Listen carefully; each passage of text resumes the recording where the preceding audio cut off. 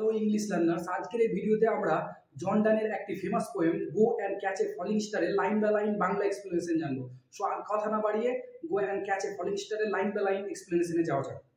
তো কবি প্রথম লাইনে কি বলছেন? Go and catch a falling star, যাও এবং পড়ন্ত তারাগুলি ধরো, অর্থাৎ এমন তারা যে তারাগুলি পড়ছে সেগুলোকে ধরো, ফলিং স্টার ধরো।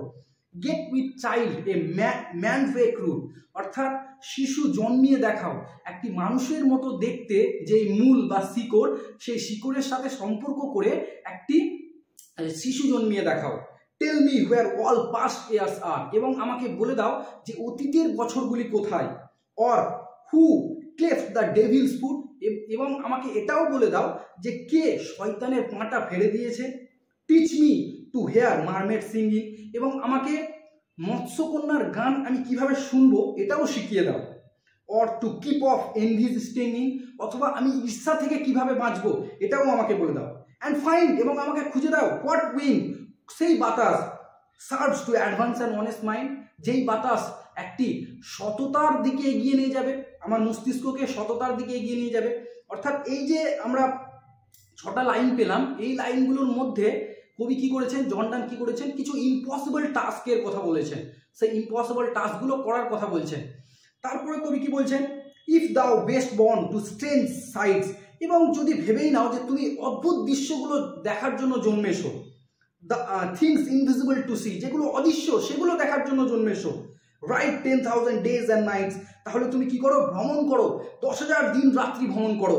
Till age snow white hairs on thee, ততক্ষণ পর্যন্ত ভ্রমণ করো যতক্ষণ পর্যন্ত না তোমার চুলগুলো সাদা হয়ে যাচ্ছে। দাও when thou return will tell me, এবং তারপরে যখন তুমি ফিরে আসবে তখন আমাকে বলো। all strange wonders that befell thee, কি কি অদ্ভুত দৃশ্য তুমি দেখলে সেগুলো আমাকে বলো ফিরে আসার পরে। and swear, এবং আমি শপথ করে বলতে পারি, no where, কোথাও lives a woman true and fair, কোথাও তুমি এমন কোনো মহিলা দেখোনি যে ট্রু, অনেস্ট অ্যান্ড ফেয়ার, এবং সুন্দর। তাহলে কবি কিন্তু তার ব্যথাকে ব্যক্ত করলেন এখানে। অর্থাৎ প্রথমে তিনি কিছু ইম্পসিবল টাস্কগুলোর সম্ভাবনা কথা বললেন, যে ইম্পসিবল টাস্কগুলোও হয়ে যেতে পারে, কিন্তু তুমি কি পাবে না, তুমি কিন্তু এই ইম্পসিবল টাস্কগুলো করতে পারলেও একটা কি দেখতে পাবে না, একটা এমন মহিলা দেখতে পাবে না যে কিন্তু ট্রু, অর্থাৎ অনেস্ট এবং ফেয়ার। তারপরে কবি কি বলছেন, ইফ দাও ফাইন্ডস অন, যদি আমি ভেবেই নিলাম যে এতদিন যেহেতু খুঁজেছো তুমি কাউকে পেয়ে গেছো যে অনেস্ট এবং ফেয়ার, লেট মি নো, তাহলে কিন্তু আমাকে জানাই। Such a pilgrimage were sweet, কেন জানাবে, কারণ আমিও সেখানে তাকে মিট করতে যাব, কারণ এটা একটা পিলগ্রিমেজ যাওয়ার মতো হবে। পিলগ্রিমেজ মানে ধর্মীয় স্থান, ধর্মস্থান। ওয়্যার সুইট অর্থাৎ পিলগ্রিমেজ যাওয়ার মতো মিষ্টি হবে এটা। Yet do not I do not go, তারপরে কবি বলছেন তুমি জানালেও কিন্তু আমি যাব না। কেন যাব না? Though at next door we might meet, যদি এমনও হয় যে সেই মহিলাটা আমার বাড়ির পাশে থাকে যে ট্রু এবং ফেয়ার, তার সত্ত্বেও আমি যাব না। কেন যাব না বলছেন? দাও সি ইউ অ্যাট ট্রু, যদিও সে ট্রু ছিল, সৎ ছিল, সুন্দর ছিল।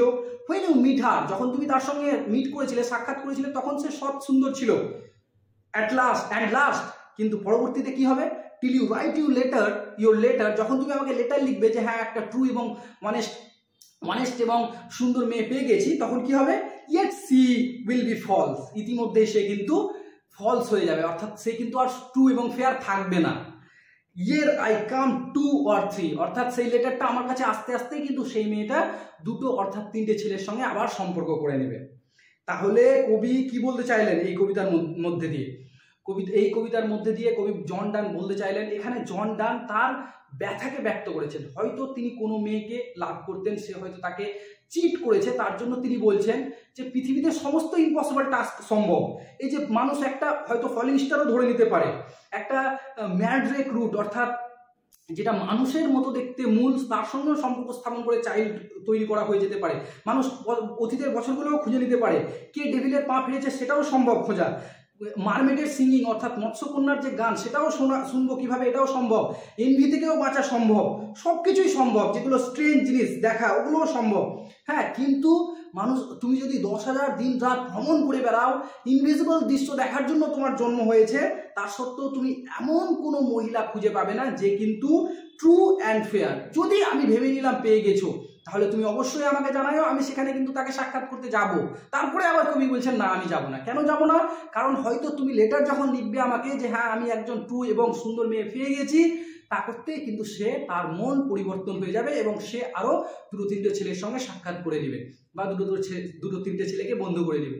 এই হচ্ছে জন ডানের go and catch a falling star, ছোট্ট একটা পোয়েম, খুব সুন্দর পোয়েম। এখানে কবি জন ডান তার মনের ব্যথাকে ব্যক্ত করেছেন। এইভাবে এই পোয়েমটি শেষ হচ্ছে। এই পোয়েমের সামারি বলতে গেলে আমরা বলতে পারি যে এখানে একটা হিপোক্রেসি, যে মেয়েদের একটা হিপোক্রেসিকে জন ডান তুলে ধরেছেন। আর তিনি তার যে মনের ব্যথা, সে তার মনের ব্যথাকে এই কবিতার মাধ্যমে তুলে ধরেছে। তো এই হচ্ছে একটা জন ডানের go and catch a falling star poem. Till then take care of studies and stay connected with me.